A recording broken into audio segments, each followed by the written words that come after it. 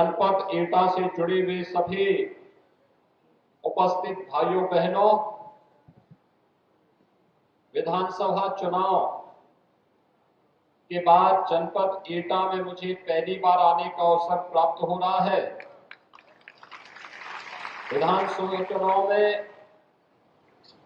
आप सबने आशीर्वाद देकर के भारतीय जनता पार्टी को फिर से प्रदेश के अंदर सरकार बनाने के लिए जो अपना भरपूर आशीर्वाद दिया है, उसके प्रति आभार व्यक्त करने और जनपद को 419 करोड़ 75 लाख की इन परियोजनाओं का उपहार देने के लिए मैं आज अपने माननीय सांसद और विधायकों के साथ आपके बीच आया हूं।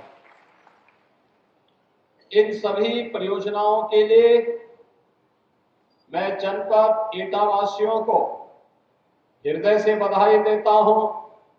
आप सबको दीपावली की मंगलमय शुभकामनाएं भी आप सबके प्रति व्यक्त करता हूं। भाइयों बहनों, अभी हम लोगों ने यहां के थर्मल पावर प्लांट का भी निरीक्षण किया है। 12,300 करोड़ रुपए की लागत से विद्युत उत्पादन का इतना बड़ा संयंत्र आपके यहां लग रहा है। अगले वर्ष तक जब चालू होगा तो यहां से 1320 मेगावाट की विद्युत का उत्पादन होगा और इतना बड़ा पावर का स्टेशन यहाँ के विकास इसको एक पहचान भी देगा और यहाँ के विकास में भी एक बड़ी भूमिका का निर्वहन करेगा। और इसके लिए जहां मैं आप सबको हृदय से बधाई देता हूं, वहीं आज एटा अपनी एक नई पहचान और नई आभा के साथ आगे बढ़ रहा है। भाइयों बहनों, एटा की एक पहचान, कोई सोचता था कि एटा में भी मेडिकल कॉलेज होगा, लेकिन आज आपके जनपद में जहां मेडिकल कॉलेज के निर्माण का कार्यक्रम भी अंतिम चरणों में चल रहा है, वहीं एटा के जलेसर में बनने वाले जो घंटे हैं, ये पूरे देश और दुनिया के अंदर हर धार्मिक अनुष्ठान में जब बजते हैं तो एटा और जलेसर का स्मरण हर व्यक्ति कर पाता है। बिना यहाँ की घंटी बजे तो कोई अनुष्ठान पूरा होता ही नहीं है। और मैं भी देख रहा था, वन डिस्ट्रिक्ट वन प्रोडक्ट में हम लोगों ने एटा के साथ इन सभी कार्यक्रमों को भी जोड़ा हुआ है। मुझे बताया गया कि अयोध्या में भगवान राम के भव्य मंदिर निर्माण कार्यक्रम के बाद एटा में एक भव्य घंटा बज रहा है मंदिर पे लगाने के लिए, जो अयोध्या में राम जन्मभूमि के अंदर बज सके और पूरे प्रदेश और पूरे देश के अंदर सनातन हिंदू धर्म के डंके को दुनिया के अंदर पहुंचाने का काम इसकी आवाज करेगी। भाइयों बहनों, हमें अपनी विरासत पर गौरव की अनुभूति होनी चाहिए।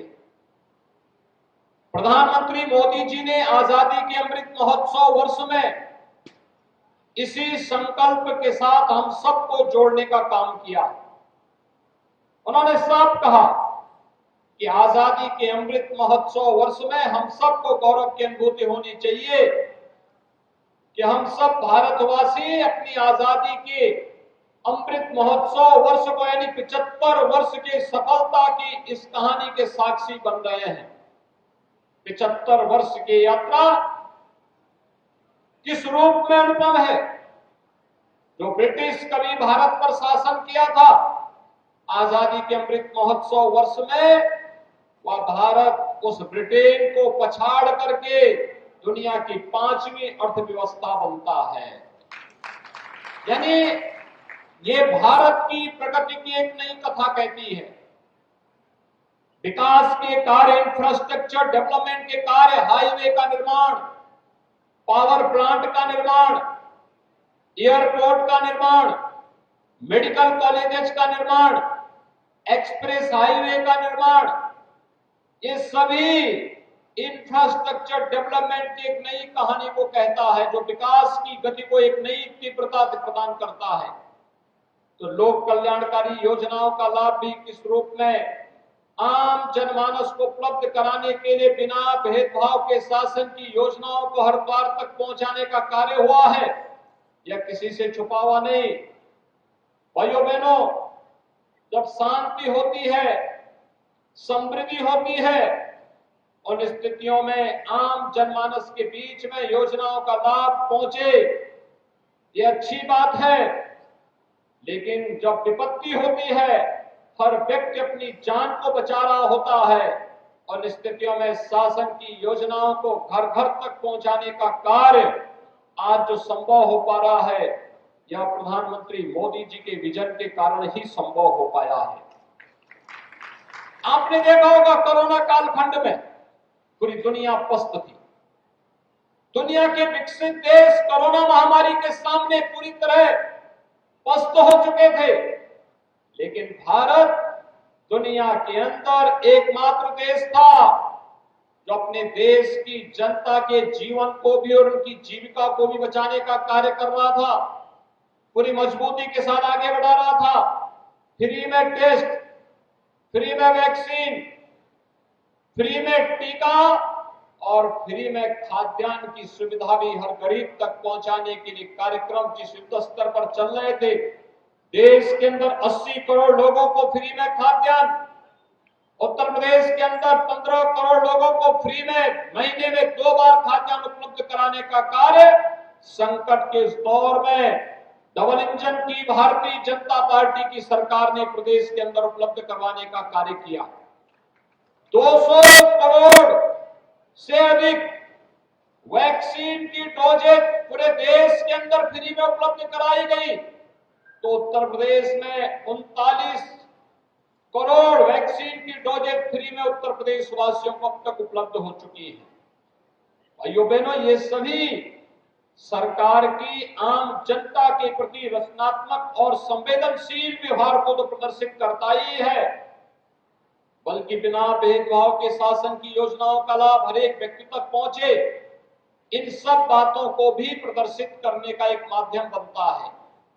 आज जब मैं आज प्रातः यहां पर आया था देखने के लिए, मैं यहां पर इस थर्मल पावर प्रोजेक्ट को देखने के लिए आया था, क्योंकि कोरोना कालखंड के दौरान यहां पर एक समय लगता था कि अब ये प्रोजेक्ट कभी पूरा नहीं हो पाएगा, लेकिन हम लोगों ने तय किया है कि मार्च 2023 तक यहां पे पहली यूनिट अपना 660 मेगावाट की पहली यहां पर यूनिट अपना काम करना प्रारंभ करे। सेकेंड यूनिट को जून 2023 तक पूरा करते हुए विद्युत उत्पादन का कार्य हो और देश के अंदर जहां कहीं भी यहां का विद्युत जाए वहां पर एटा का नाम जरूर अंकित हो कि एटा के माध्यम से बिजली मिल रही है, लोगों के सामने एक नई पहचान मिलेगी। भाइयों बहनों, आज यहां पर 255 परियोजनाओं का लोकार्पण और शिलान्यास का कार्यक्रम हो रहा है, जिसमें से 149 परियोजनाएं लोकार्पण की हैं और 106 परियोजनाएं शिलान्यास की हैं। इसमें वे तमाम परियोजनाएं हैं, सड़क की है, ग्राम्य विकास की है, नगर विकास से है, चिकित्सा की है, शिक्षा की है, पशुपालन से है। विकास की वे सभी परियोजनाएं जो आम जनमानस के जीवन में परिवर्तन का कारक बन सकती हैं, उन सभी परियोजनाओं को हम लोगों ने आज यहां पर आपके सामने लोकार्पण का कार्यक्रम किया। परियोजनाओं के लोकार्पण के साथ ही आपने देखा होगा लाभार्थी परक योजनाओं का लाभ जिन पात्र नागरिकों के लिए उपलब्ध कराया गया है, उनमें से कुछ को सर्टिफिकेट भी वितरित हुए। आपने देखा होगा युवाओं को स्मार्टफोन और टैबलेट उपलब्ध कराए जा रहे हैं। ये टैबलेट और स्मार्टफोन उत्तर प्रदेश के नौजवानों को तकनीकी दृष्टि से सक्षम बनाने की शासन की नीति का हिस्सा है। उत्तर प्रदेश इस मामले में बहुत समृद्धशाली है। जैसे दुनिया के अंदर भारत सबसे युवा देश है, वैसे ही भारत के अंदर उत्तर प्रदेश सबसे युवा और सर्वाधिक युवाओं वाला राज्य है। हमें अपने युवाओं पे प्रतिभा और उनकी ऊर्जा पर गौरव की अनुभूति होती है और इसलिए उत्तर प्रदेश का युवा तकनीकी दृष्टि से स्मार्ट बने, इस दिशा में सरकार की कार्रवाई आगे बढ़ रही है। इसलिए 2 करोड़ युवाओं को टैबलेट और स्मार्टफोन वितरण की कार्रवाई प्रदेश भर में चल रही है। और भाइयों बहनों, आज यहां पर आपके इस जनपद में भी इस कार्रवाई को हम लोगों ने संपन्न किया है। इसके साथ ही आपने देखा होगा समाज के विभिन्न तबकों के लिए शासन की कार्य योजना कैसे लागू की जा रही है।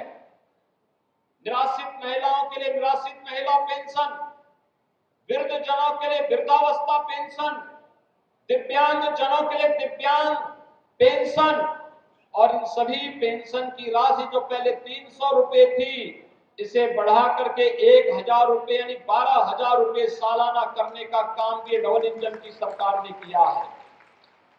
भाइयों बहनों, ग्रामीण क्षेत्र में निराश्रित परिवार हो या शहरी क्षेत्र में, उसके लिए भी सिर ढकने के लिए आवास चाहिए। प्रधानमंत्री आवास योजना के माध्यम से उन सभी परिवारों को आवास उपलब्ध करवाने की कार्रवाई युद्ध स्तर पर चल रही है। बेटी के जन्म लेने से लेकर के बेटी के विवाह योग्य होने तक मुख्यमंत्री कन्या सुमंगला योजना, और बेटी विवाह के योग्य हो जाती है तो मुख्यमंत्री सामूहिक विवाह योजना के माध्यम से इस बेटी की शादी गांव के लोग गांव की बेटी को अपनी बेटी मानकर के इस कार्यक्रम में सहभागी बन सके, इसके लिए मुख्यमंत्री सामूहिक विवाह की योजना भी प्रदेश के अंदर लागू की गई है। मुख्यमंत्री कन्या सुमंगला योजना में 14 लाख से अधिक बेटियां इस योजना का लाभ प्राप्त कर रही हैं, तो मुख्यमंत्री सामूहिक विवाह योजना में 2 लाख से अधिक बेटियों की शादी दहेज रहित विवाह के रूप में एक प्रगतिशील कदम है। बेटी बचाओ बेटी पढ़ाओ के प्रधानमंत्री जी के आह्वान को जमीनी धरातल पर लागू करने का काम उत्तर प्रदेश इस रूप में कर रहा है। युवाओं के लिए अभ्युदय जैसी कोचिंग संस्थाएं संचालित हो रही हैं जो उन्हें प्रतियोगी परीक्षाओं में सक्षम बनाने का काम करे। और उत्तर प्रदेश का युवा आज जब नौकरी में जाएगा, उसके साथ जाति मत मजहब क्षेत्र भाषा के आधार पर कोई भेदभाव नहीं होगा। आज आप देखते होंगे उत्तर प्रदेश में कोई नौकरी निकलती है तो भाइयों बहनों, उत्तर प्रदेश के हर जनपद का हर विकास खंड के नौजवानों का उसमें सिलेक्शन होता है और वे लोग उत्तर प्रदेश की शासकीय सेवा में जाते हैं। यहां पर जब ये थर्मल पावर प्लांट स्थापित होगा, हजारों नौजवानों को यहां पे नौकरी की सुविधा उपलब्ध होगी। और मैं यहां पर पावर प्लांट से जुड़े हुए जो उत्तर प्रदेश पावर कारपोरेशन से कहूंगा कि 2 काम जरूर करें कि आसपास के गांवों के जो विद्यालय होंगे उन्हें ऑपरेशन कायाकल्प में अगर आज तक उनको नहीं लिया गया है तो ऑपरेशन कायाकल्प में CSR की धनराशि का उपयोग उसके लिए एक बार करें और यहां पर उन सभी विद्यालयों में स्मार्ट क्लास की व्यवस्था सुनिश्चित करवाएं। दूसरा, यहां पे स्किल डेवलपमेंट का एक सेंटर खोले। स्किल डेवलपमेंट के माध्यम से यहां के नौजवानों को ITI और पॉलिटेक्निक के वे नौजवानों को स्किल डेवलपमेंट के माध्यम से यहां पर रोजगार और नौकरी उपलब्ध करवाया जा सके। इस दृष्टि भी हमें इस कार्यक्रम को आगे बढ़ाना होगा और CSR की धनराशि का बेहतर उपयोग अगर इस दिशा में हम लोग कर सकेंगे तो यहाँ के नौजवानों को आगे बढ़ने का एक माध्यम मिलेगा। भाइयों बहनों, ढेर सारी योजनाएं हैं केंद्र और राज्य सरकार की जो प्रत्येक नागरिक के जीवन में व्यापक परिवर्तन का कारक बनती है। आज आप देखते होंगे सरकार कोई योजना लागू करती है तो उस योजना का लाभ सीधे लाभार्थी के खाते में जाता है। बीच की जो दलाली होती थी बंद हो गई है। ये प्रधानमंत्री मोदी जी के विजन के परिणाम के फलस्वरूप आज गरीब को उसका अधिकार प्राप्त हो रहा है। हर नागरिक तक योजना का लाभ मिल रहा है और हर व्यक्ति आज इस देश की व्यवस्था पर प्रधानमंत्री मोदी जी के नेतृत्व पर गौरव की अनुभूति करता है। आज के इस अवसर पर जब जनपद एटा की ढेर सारी परियोजनाओं का लोकार्पण और शिलान्यास के कार्यक्रम के साथ हमें जुड़ने का अवसर प्राप्त हो रहा है, मैं आप सभी एटा वासियों को इस बात के लिए बधाई देता हूं कि जैसे आपके पूर्वजों ने जलेसर की घंटी को दुनिया के बाजार में पहुंचाया, स्वाभाविक रूप से आपको एक पहचान मिली। आज यहां पर मेडिकल कॉलेज और थर्मल पावर प्लांट के माध्यम से एटा जनपद को एक नई पहचान दिलाने के लिए राज्य सरकार पूरी प्रतिबद्धता के साथ आपके साथ खड़ी है। यहाँ के जनप्रतिनिधि और प्रशासन आपकी सुरक्षा के प्रति पूरी मजबूती के साथ खड़े हैं। आज एटा की पहचान किसी माफिया से नहीं होती है, एटा की पहचान अब विकास के नाम पर होती है। भाइयों बहनों, ये अपराधी और माफिया जब किसी व्यवस्था में हावी होते हैं वे विकास के कार्य में घुन का काम करते हैं।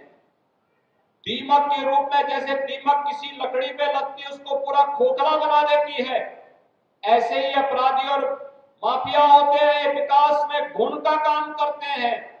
हमें अपराध और अपराधियों के प्रति जीरो टॉलरेंस की नीति के तहत सरकार की जो कार्यक्रम चल रहे हैं, ये कार्यक्रम अनवरत रूप से आगे बढ़ेंगे। विकास और योजनाओं का लाभ बिना भेदभाव के समाज के प्रत्येक तबके को उपलब्ध करवाने के लिए सरकार पूरी प्रतिबद्धता के साथ कार्य कर रही है। इस विश्वास के साथ कि आप सभी को इन योजनाओं का लाभ प्राप्त हो सके, विकास के लिए पैसा कहीं बाधक नहीं बनेगा, पैसे की कोई कमी विकास के कार्यों के लिए नहीं होगी। विकास के कार्य भी मजबूती के साथ आगे बढ़ेंगे।